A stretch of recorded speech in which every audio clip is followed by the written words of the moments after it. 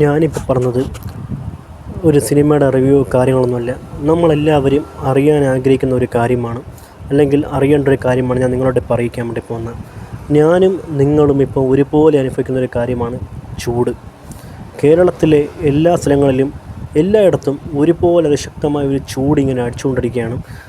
പുറത്തേക്ക് ഇറങ്ങാൻ പോലും പറ്റത്തില്ല. അത് അനുഭവിച്ചത് മാത്രമേ ആ ഒരു ചൂടിൻ്റെ ഒരു വ്യാപ്തി എത്താൻ നമുക്ക് മനസ്സിലാക്കാൻ വേണ്ടി പറ്റൂ. അപ്പം നിങ്ങൾ പറയാൻ വേണ്ടി പോകുന്നൊരു കാര്യം, എന്തുകൊണ്ടാണ് ഇപ്പോൾ ഇങ്ങനൊരു ഒരു ചൂട് ഇവിടെ ഇപ്പോൾ സംഭവിക്കുന്നത്? എന്തുകൊണ്ട് ഇത്രയ്ക്ക് കേരളത്തിൽ എല്ലായിടത്തും ഒരുപോലെ ഇത്രയ്ക്ക് ചൂടമായ ഒരു കാലാവസ്ഥ ഇങ്ങനെ ഉണ്ടെന്ന കാര്യമാണ് നിങ്ങൾക്ക് അറിയിക്കാൻ വേണ്ടി പോകുന്നത്. കേരളത്തിൽ ഇത്രയും ഒരു ചൂടിങ്ങനെ എല്ലാ സ്ഥലത്തും ഒരുപോലെ വ്യാപിക്കാൻ വേണ്ടിയുള്ള കാരണം എൽ നിനോ എന്നൊരു പ്രതിഭാസമാണ്. ആഗോളതാപനം, അന്തരീക്ഷത്തിലെ ഈർപ്പം, വനനശീകരണം, നഗരവൽക്കരണം എന്നിവയാണ് കേരളത്തിൽ ചൂട് കൂടുതലുള്ള പ്രധാന കാരണങ്ങൾ. ഫെബ്രുവരി മാർച്ച് മാസങ്ങളിൽ സൂര്യൻ ഭൂമധ്യരേഖയ്ക്ക് മുകളിലൂടെ സഞ്ചരിക്കുന്നതും അറേബ്യൻ കടലിന് മുകളിലുള്ള ഉയർന്ന മർദ്ദവും ചൂട് വർദ്ധിപ്പിക്കുന്നു. 35-38 ഡിഗ്രി സെൽഷ്യസ് വരെ താപനില ഉയരാൻ സാധ്യതയുണ്ടെന്ന് കേന്ദ്ര കാലാവസ്ഥാ വകുപ്പ് അറിയിച്ചിട്ടുണ്ട്. കേരളത്തിലെ അസാധാരണ ചൂടിന് കാരണമാകുന്ന പ്രധാന ഘടകങ്ങൾ അതിലൊന്നാണ് എൽ നിനോ പ്രതിഭാസം. പസഫിക് സമുദ്രത്തിലെ താപനിലയിലുണ്ടാകുന്ന വർധനവ് അന്തരീക്ഷത്തിലെ താപനില ഉയർത്തുകയും കേരളത്തിൽ വരണ്ട കാലാവസ്ഥയ്ക്ക് കാരണമാവുകയും ചെയ്യുന്നു. 2. ആഗോളതാപനം അഥവാ ക്ലൈമറ്റ് ചേഞ്ച്. അന്തരീക്ഷത്തിലെ ഹരിതഗ്രഹവാതകങ്ങളുടെ വർധനവ് മൂലം ആഗോളതലത്തിൽ ചൂട് കൂടുന്നത് കേരളത്തിലും പ്രതിഫലിക്കുന്നു. 3. നഗരവൽക്കരണവും വനനശീകരണവും. കോൺക്രീറ്റ് കെട്ടിടങ്ങൾ ചൂട് ആഗിരണം ചെയ്യുകയും മരങ്ങൾ കുറയുകയും ചെയ്യുന്നത് മൂലം അർബൻ ഹീറ്റ് ഐലൻഡ് പ്രഭാവം ഉണ്ടാകുന്നു. അന്തരീക്ഷത്തിലെ ഉയർന്ന ഈർപ്പം കാരണം യഥാർത്ഥ ചൂടിനേക്കാൾ കൂടുതൽ ചൂട് അനുഭവപ്പെടുന്നു. ഫീൽ ലൈക്ക് ടെമ്പറേച്ചർ ഉണ്ടാകുന്നു. സൂര്യൻ്റെ നേരിട്ടുള്ള രശ്മികൾ. മാർച്ച് മാസത്തിൽ സൂര്യൻ ഭൂമധ്യരേഖയ്ക്ക് സമീപത്ത് എത്തുന്നത് ചൂട് കൂടാൻ കാരണമാകുന്നു.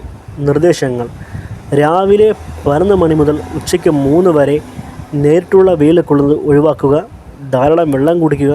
തണലിൽ ഇരിക്കാൻ ശ്രദ്ധിക്കുക. ഇത്രയും കാര്യങ്ങളൊക്കെ ഒന്ന് ഫോക്കസ് ചെയ്യുകയാണെങ്കിൽ നമുക്ക് ഈ ചൂടിനെയൊക്കെ ഒന്ന് നമുക്ക് കത്തി വെള്ളം കുടിച്ച് പിന്നെ ഈ 11 മണി തൊട്ട് 3 മണി വരെ കഴിവതും വീടിന് പുറത്തിറങ്ങാതിരിക്കുക. കേരളത്തിൽ ഇപ്പോൾ അനുഭവപ്പെടുന്ന ഈ ഒരു ചൂട് ഇന്നേ വരെ ആരും കണ്ടിട്ടില്ലാത്ത രീതിക്കുള്ളൊരു ചൂടാണ് അനുഭവപ്പെടുന്നത്. ഞാൻ നേരത്തെ എൻ്റെ വർക്ക് ചെയ്യുന്ന ഷോപ്പിൻ്റെ ഫ്രണ്ട് വശത്തേക്ക് ഒന്ന് ഇറങ്ങുന്ന സമയത്ത് തന്നെ ഈ അന്തരീക്ഷം ഒന്ന് കണ്ട സമയത്ത് തന്നെ എനിക്ക് തോന്നിയൊരു കാര്യമാണ്, ഒരു കണ്ണിനൊക്കെ എന്ന് വെച്ചാൽ നമുക്കിപ്പോൾ നഗ്നനേത്രം കൊണ്ട് നമ്മളിങ്ങനെ ഈ അന്തരീക്ഷത്തേക്ക് നോക്കുമ്പോൾ തന്നെ വല്ലാത്തൊരു ഡിസ്റ്റർബൻസ് പോലെ തോന്നുന്നു. കാരണം അത്രയ്ക്കൊരു ഹീറ്റിൻ്റെ പവർ എനിക്ക് നന്നായിട്ട് അറിയാൻ വേണ്ടി പറ്റി. കാരണം ഒന്ന് നോക്കാൻ വേണ്ടി പോലും പറ്റാത്ത രീതിക്ക് ഈ ഒരു ഹീറ്റ് ഇങ്ങനെ വന്നിട്ട് നമുക്ക് കണ്ണൊക്കെ അങ്ങ് തിരുമ്മി നമുക്കങ്ങ് മാറ്റി നടക്കുന്ന ഒരു സംഭവം തോന്നി. അപ്പോൾ അതുകൊണ്ട് കഴിവതും ആരും ഈ ചൂടിൻ്റെ പ്രഹരം ഏൽക്കാതിരിക്കാൻ വേണ്ടി അനാവശ്യമായ യാത്രകളും കാര്യങ്ങളൊക്കെ ഒഴിവാക്കി ധാരാളം വെള്ളം കുടിച്ച് ഫ്രൂട്ട്സ് കഴിച്ചൊക്കെ നിങ്ങൾ ഏത് ജീവിത രീതി കൊണ്ടുവന്ന ആൾക്കാരാണെന്നാലും നിങ്ങൾ ശ്രദ്ധിക്കുക. ഈ ഒരു ചൂടിൻ്റെ ഒരു സംഭവം കുറയുന്നവരൊന്ന് മാക്സിമം ശ്രദ്ധിക്കാൻ വേണ്ടി ശ്രമിക്കുക. അത് മാത്രമല്ല, രണ്ടാമത്തെ ഒരു കാര്യം എന്ന് വെച്ച് കഴിഞ്ഞാൽ ഇത് കഴിഞ്ഞുള്ള ഒരു മഴ, അത് നമുക്കത് ഏറെ ഒരു യൂസ്ഫുള്ളാവുന്ന ഒരു മഴ നമുക്ക് പ്രതീക്ഷിക്കാം എന്നുള്ള കാര്യമാണ്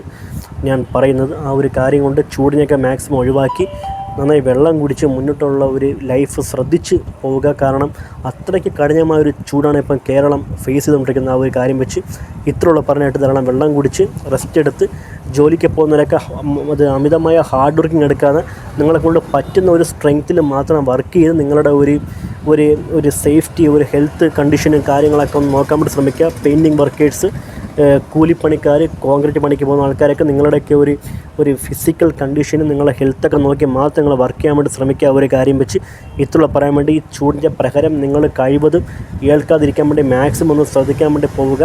ഇത്രയും കാര്യങ്ങളൊക്കെയാണ് ഉള്ളത്. ഇത്ര പറയാനുള്ളത്. മാക്സിമം ശ്രദ്ധിച്ച് മുന്നോട്ട് പോകാൻ ശ്രമിക്കുക. ഇനി ഒരു മഴക്കാലം വരെ നമുക്ക് എത്തിയൊന്ന ഒരു ശ്രദ്ധ നമ്മളെ ഹെൽത്തിലും നമ്മളെ ആരോഗ്യത്തിലും നമ്മളെ ഒരു ഫിസിക്കൽ കണ്ടീഷനൊക്കെ നമ്മൾ നോക്കേണ്ടതാണ്. ഇത്രയുള്ള പറയാനായിട്ട്.